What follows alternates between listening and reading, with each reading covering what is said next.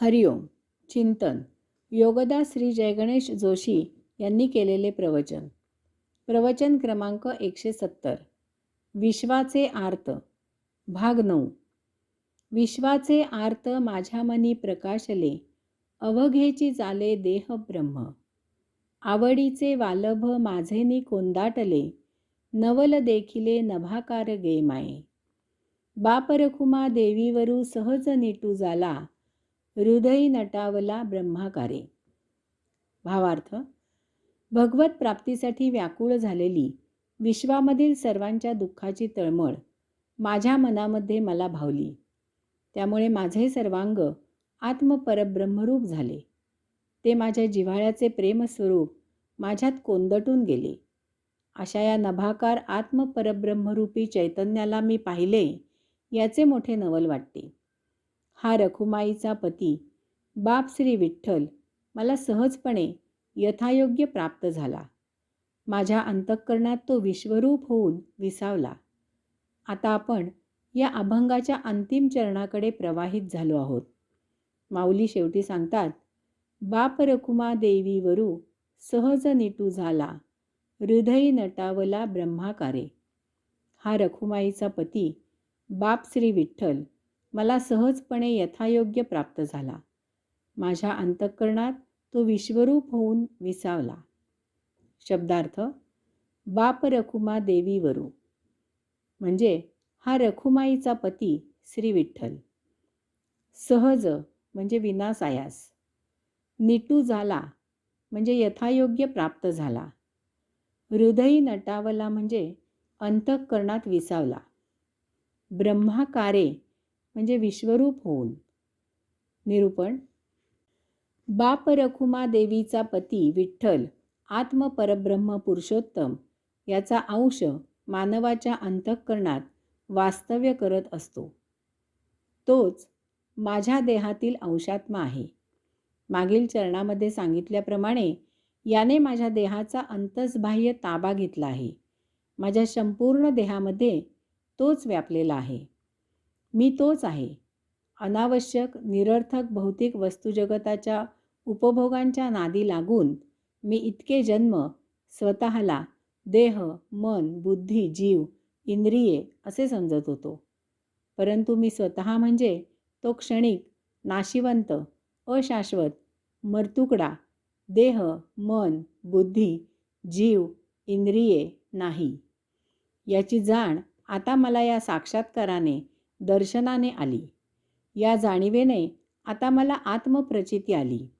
मी विश्वव्यापी आत्मपरब्रह्म पुरुषोत्तमाचा अंश म्हणजे मी तोच आहे. तूही.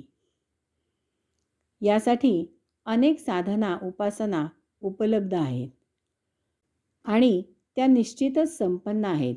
परंतु मी एक सर्वसामान्य जीव आहे. तरीही मला मुक्तीचा हक्क आहे. माझ्या जीवनाची तीच उपलब्धी आहे. मला त्या साधना, उपासना जमणाऱ्या नव्हत्या.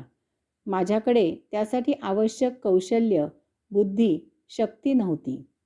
म्हणून यासाठी माझ्या मन, बुद्धी, स्मृती, इंद्रिये यांच्या नादी लागून त्यांच्या तालावर जगणे, त्यांच्यासाठी उपभोग घेणे मी सोडले आणि एकच निश्चय केला. आपल्याला सहजच समोर नैसर्गिकपणे जे काही कर्म, कृती, काम, कार्य उपलब्ध होईल त्याप्रमाणेच जगायचे. आणि काय आश्चर्य, तो रखुमाईचा पती बाप श्री विठ्ठल मला विनासायास यथायोग्य प्राप्त झाला. माझ्या अंतःकरणात तो विश्वरूप होऊन विसावला आणि मला जाणवले की मी जन्मतः मुक्त आहे. इवल्याशा बीजामधूनच भला मोठा अवाढव्य वृक्ष निर्माण होतो. छोटेसे बाळच वाढत वाढत मोठा देह धारण करते. एक एक पाऊल पुढे पुढे टाकतच अंतिम लक्ष्य गाठले जाते. थेंबा थेंबाने तळे साचते. एका एका कणानेच उंच पर्वत उभा राहतो. वचनम किम दरिद्रता.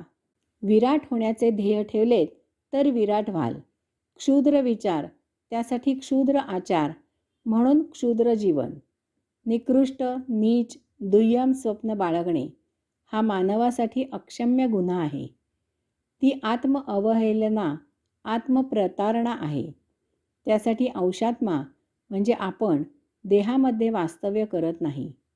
मानवेतर जीवांमध्ये अंशात्मा स्वनिर्मित सृष्टी साक्षीत्वाने अवलोकन करण्यासाठी वास्तव्य करतो. त्या जीवांना तितपतच बुद्धी, स्मृती, कौशल्य, आकलनशक्ती दिलेली आहे.